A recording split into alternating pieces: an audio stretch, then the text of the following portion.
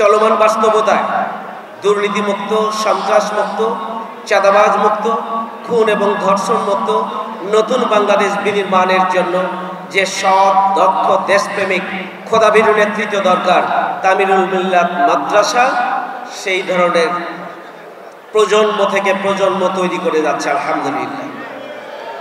সুতরাং আমি বিশ্বাস করি আগামী দিনের নতুন বাংলাদেশ বিনির্মাণের জন্য তামিরুল মিল্লাত মাদ্রাসার এক্স স্টুডেন্ট যারা, তারা ঐতিহাসিক অবদান রাখবে।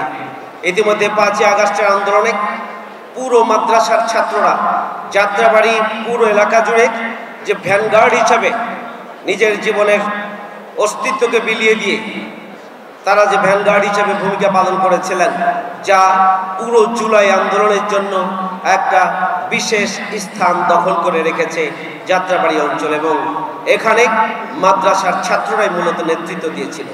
আজকে মাদ্রাসার ছাত্ররা চরম বাস্তবতার মুখোমুখি। আজকে বাংলাদেশকে মাদ্রাসার ছাত্র, নৈতিকতা সম্পন্ন ছাত্র, মেধাবী এবং নৈতিকতার সমন্বয়, দক্ষতা এবং সততার সমন্বয়, সততা নৈতিকতার পাশাপাশি দেশপ্রেমের সমন্বয়ে যে মানুষ, যে প্রজন্ম গড়ে উঠছে, তামিরুল মিল্লাত মাদ্রাসা তার প্রতিষ্ঠা লগ্ন থেকে যে প্রজন্ম তৈরি করে যাচ্ছে, আমি মনে করি তারা বাংলাদেশের প্রতিটি সেক্টরে, বাংলাদেশের সমাজ, রাষ্ট্র, শিক্ষা প্রতিষ্ঠান পরিচালনার পাশাপাশি আন্তর্জাতিক ক্ষেত্রেও বিভিন্ন গুরুত্বপূর্ণ অঙ্গনে, গুরুত্বপূর্ণ বিশ্ববিদ্যালয় সহ শিক্ষা প্রতিষ্ঠান সহ রাষ্ট্র পরিচালনায় তারা ঐতিহাসিক অবদান রাখছেন।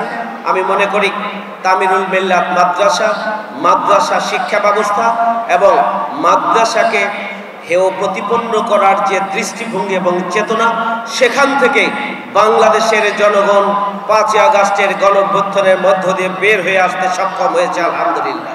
আমি বিশ্বাস করি আগামী দিনের এই চরম বাস্তবতাকে এদেশের জনগণ সাদরে গ্রহণ করবেন এবং সুখী সমৃদ্ধশালী নতুন বাংলাদেশ বিনির্মাণে মাদ্রাসার ছাত্ররা, বিশেষ করে তামিরুল মিল্লাত মাদ্রাসার ছাত্ররা ঐতিহাসিক অবদান রাখবেন। আমি শেষে যে কথাটি বলতে চাই, অ্যালামনাই অ্যাসোসিয়েশন, আপনাদের দায়িত্ব হচ্ছে যে আপনারা সাবেক স্টুডেন্ট যারা, তারা মাদ্রাসায় যে লক্ষ্যে প্রতিষ্ঠিত হয়েছিল সেই লক্ষ্য বাস্তবায়নে অবদান রেখে চলেছেন। এই অবদানের ক্ষেত্রে কারো যদি কোনো ঘাটতি থেকে থাকে তাহলে সেটিকে কাভার করে সম্মিলিতভাবে দেশ গড়ার জন্য আমাদেরকে ঐক্যবদ্ধভাবে ভূমিকা পালন করতে হবে। 2, অ্যালামনাই যারা এখানে আমরা সাবেক স্টুডেন্ট হিসাবে অ্যাসোসিয়েশনের অন্তর্ভুক্ত হয়েছি, এখনো যারা বাইরে রয়েছেন তাদেরকে এটার সাথে অন্তর্ভুক্ত করা প্রয়োজন এবং একই স্রোতে তাদেরকে নিয়ে আসার জন্য আমাদের চেষ্টা চালাতে হবে। 3 নম্বর হচ্ছে অ্যালামনাই অ্যাসোসিয়েশন নিজেদের আরো গড়ে তোলা, নিজেদেরকে দেশ এবং জাতি এবং আন্তর্জাতিক ক্ষেত্রে অবদান রাখার ক্ষেত্রে আরো কিভাবে আমরা কার্যকর ভূমিকা পালন করতে পারি, এই জন্য সাবেকদের নিয়েও বহুমুখী কার্যক্রমের এবং কর্মসূচির উদ্যোগ অ্যালামনাই অ্যাসোসিয়েশন নেবে, সেই দাবি আমি আজকে জানাতে চাই। পাশাপাশি অ্যালামনাইদের একটা বড় কাজ হচ্ছে আমাদের তামিরুল মিল্লাত মাদ্রাসার ছাত্রদের সমস্যার সমাধানে, কাঠামোগত সমস্যার সমাধানে এবং সামগ্রিক সমস্যা সমাধানের ক্ষেত্রে অ্যালামনাই অ্যাসোসিয়েশন গুরুত্বপূর্ণ ভূমিকা পালন করবে।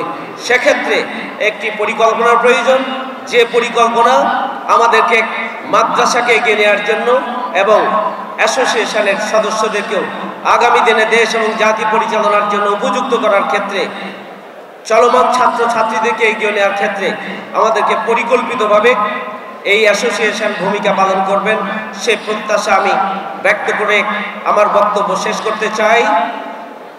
আল্লাহ রাব্বুল আলামিন অ্যালামনাই অ্যাসোসিয়েশনকে কবুল করুন এবং যে লক্ষ্য নিয়ে এটি প্রতিষ্ঠিত হয়েছে সেই লক্ষ্য বাস্তবায়নে তারা উত্তরোত্তর এগিয়ে যাক।